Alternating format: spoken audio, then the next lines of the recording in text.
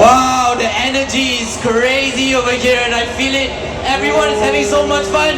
They're going out here now. Malaysians, are you ready to meet our last team? Come on, you gotta do better than that. Who's ready to meet the defending world champions? Ladies and gentlemen, without further ado, we present to you the Ducati Lenovo team. Mark Marquez and Pecco Bagnaia are here in Kuala Lumpur.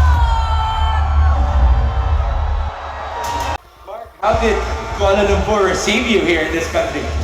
Yeah, it was super nice to ride the MotoGP bikes in one of the biggest cities of our world, and yeah, it was amazing crowd.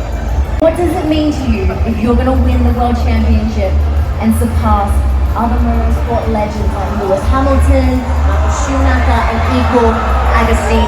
What does it mean to you?